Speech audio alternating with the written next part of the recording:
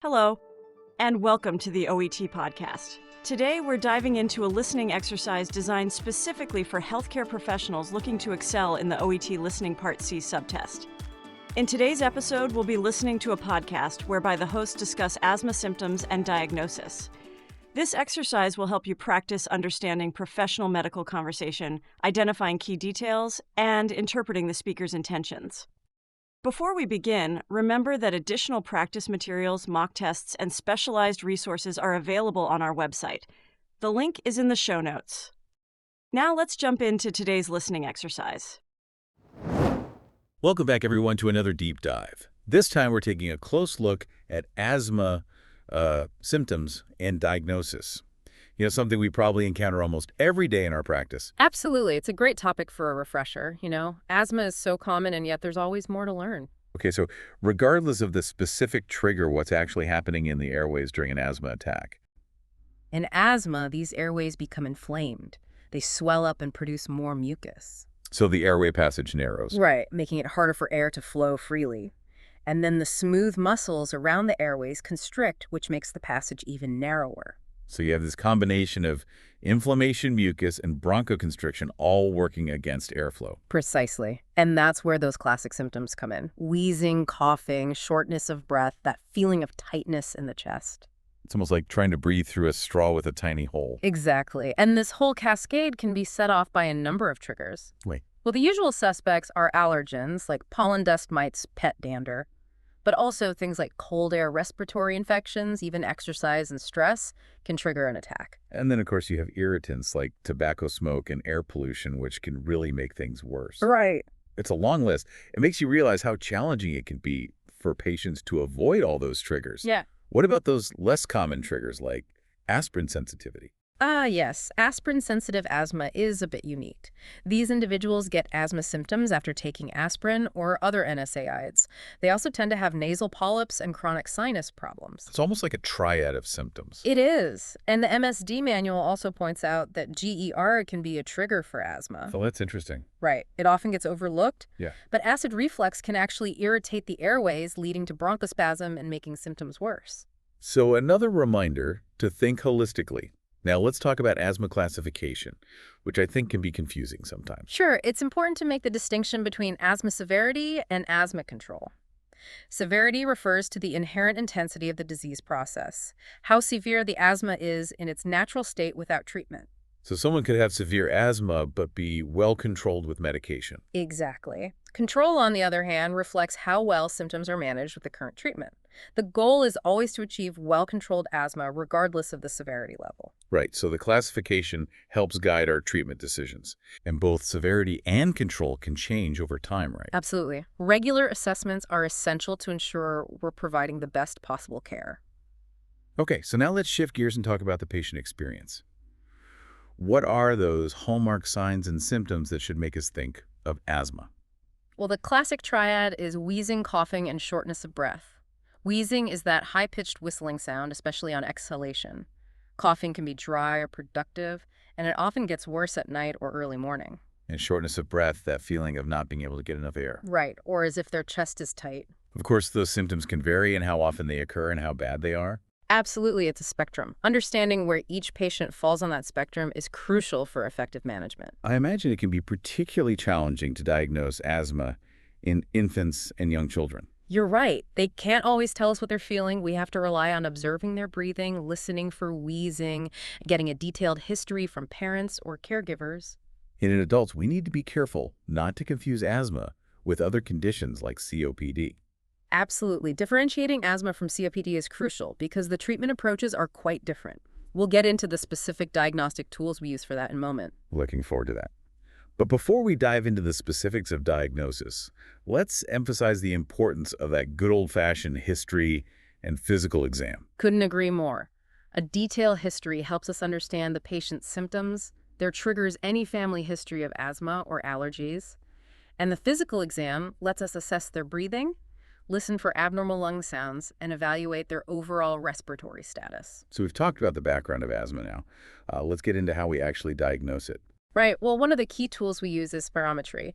It's a pulmonary function test that measures how much air you can breathe in and out and how fast you can do it. And I remember that a big clue for asthma is seeing an improvement in airflow after giving a bronchodilator. Exactly. In asthma, the bronchodilator relaxes those tightened airways so air can move more easily. This reversibility of airflow obstruction is really characteristic of asthma, and it helps us distinguish it from other conditions like COPD, where the airflow limitation is more fixed. So spirometry not only tells us if there's airflow obstruction, but it also helps us figure out what's causing it. I've also heard about this new test, measuring fractional exhaled nitric oxide, or FeNO. What's that all about? Ah, yes. FeNO is a non-invasive test. We just measure the level of nitric oxide in the patient's breath. And nitric oxide is a sign of... Airway inflammation. Elevated FeNO levels are often seen in people with asthma. So it's another piece of the puzzle. It is. And it's actually pretty useful for monitoring treatment response, too. We can use it to see if we need to adjust the patient's medication. So we have all these objective tests, but patient self-monitoring is important too, right? Absolutely. Peak flow meters are a great tool for that. Patients can measure their peak expiratory flow at home, which tells them how fast they can blow air out. And by tracking those readings over time, they can see if their asthma is getting worse. Exactly. It helps them identify those early warning signs and adjust their treatment accordingly. It can even help prevent full-blown attacks. So it's all about empowering patients to take charge of their health. Right. And that leads us to another important tool, the asthma action plan. Oh yeah, that written plan that outlines what the patient should do based on their symptoms and peak flow readings. Exactly. It gives them clear instructions on when to adjust their meds, when to call the doctor, all those important steps. It's like a roadmap for managing their asthma. That's a great way to put it. Next, we'll replay the audio clip with answers included. Welcome back, everyone, to another deep dive. This time, we're taking a close look at asthma symptoms and diagnosis. Something we probably encounter almost every day in our practice. Absolutely. It's a great topic for a refresher. Asthma is so common, and yet there's always more to learn. Okay, so regardless of the specific trigger, what's actually happening in the airways during an asthma attack? In asthma, these airways become inflamed. They swell up and produce more mucus. So the airway passage narrows. Right, making it harder for air to flow freely. And then the smooth muscles around the airways constrict, which makes the passage even narrower. So you have this combination of inflammation, mucus, and bronchoconstriction all working against airflow. Precisely. And that's where those classic symptoms come in. Wheezing, coughing, shortness of breath, that feeling of tightness in the chest. It's almost like trying to breathe through a straw with a tiny hole. Exactly. And this whole cascade can be set off by a number of triggers. Wait. Well, the usual suspects are allergens like pollen dust mites, pet dander, but also things like cold air respiratory infections, even exercise and stress can trigger an attack. And then, of course, you have irritants like tobacco smoke and air pollution, which can really make things worse. Right. It's a long list. It makes you realize how challenging it can be for patients to avoid all those triggers. Yeah. What about those less common triggers like aspirin sensitivity? Yes. Aspirin-sensitive asthma is a bit unique. These individuals get asthma symptoms after taking aspirin or other NSAIDs. They also tend to have nasal polyps and chronic sinus problems. It's almost like a triad of symptoms. It is. And the MSD manual also points out that GER can be a trigger for asthma. So that's interesting. Right. It often gets overlooked. Yeah. But acid reflux can actually irritate the airways, leading to bronchospasm and making symptoms worse. So another reminder to think holistically. Now let's talk about asthma classification, which I think can be confusing sometimes. Sure, it's important to make the distinction between asthma severity and asthma control. Severity refers to the inherent intensity of the disease process, how severe the asthma is in its natural state without treatment. So someone could have severe asthma but be well controlled with medication. Exactly. Control, on the other hand, reflects how well symptoms are managed with the current treatment. The goal is always to achieve well-controlled asthma regardless of the severity level. Right, so the classification helps guide our treatment decisions. And both severity and control can change over time, right? Absolutely. Regular assessments are essential to ensure we're providing the best possible care. Okay, so now let's shift gears and talk about the patient experience. What are those hallmark signs and symptoms that should make us think of asthma? Well, the classic triad is wheezing, coughing, and shortness of breath. Wheezing is that high-pitched whistling sound, especially on exhalation. Coughing can be dry or productive, and it often gets worse at night or early morning. And shortness of breath, that feeling of not being able to get enough air. Right, or as if their chest is tight. Of course, those symptoms can vary in how often they occur and how bad they are. Absolutely, it's a spectrum. Understanding where each patient falls on that spectrum is crucial for effective management. I imagine it can be particularly challenging to diagnose asthma in infants and young children. You're right. They can't always tell us what they're feeling. We have to rely on observing their breathing, listening for wheezing, getting a detailed history from parents or caregivers. And in adults, we need to be careful not to confuse asthma with other conditions like COPD. Absolutely. Differentiating asthma from COPD is crucial because the treatment approaches are quite different.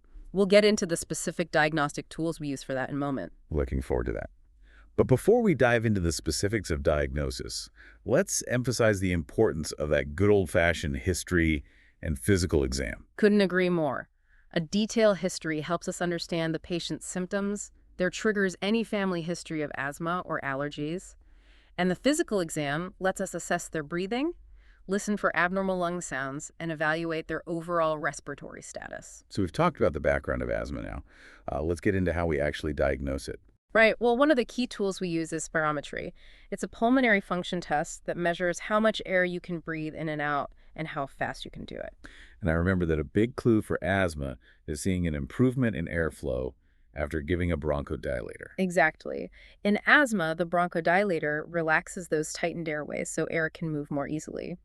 This reversibility of airflow obstruction is really characteristic of asthma, and it helps us distinguish it from other conditions like COPD, where the airflow limitation is more fixed. So spirometry not only tells us if there's airflow obstruction, but it also helps us figure out what's causing it. I've also heard about this new test, measuring fractional exhaled nitric oxide, or FeNO. What's that all about? Ah, yes. FeNO is a non-invasive test. We just measure the level of nitric oxide in the patient's breath. And nitric oxide is a sign of... Airway inflammation. Elevated FeNO levels are often seen in people with asthma.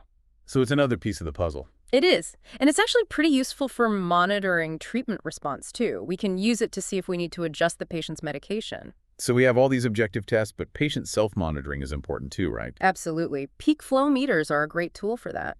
Patients can measure their peak expiratory flow at home, which tells them how fast they can blow air out. And by tracking those readings over time, they can see if their asthma is getting worse. Exactly. It helps them identify those early warning signs and adjust their treatment accordingly. It can even help prevent full-blown attacks. So it's all about empowering patients to take charge of their health. Right. And that leads us to another important tool, the asthma action plan.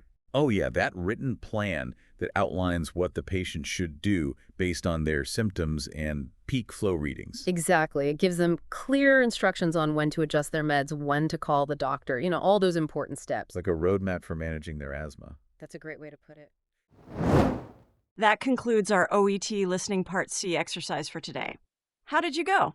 If you want to continue training, explore our website as we have OET programs, practice tests, study resources, and customized materials to guide you toward exam success. Thanks for your time, and continue practicing.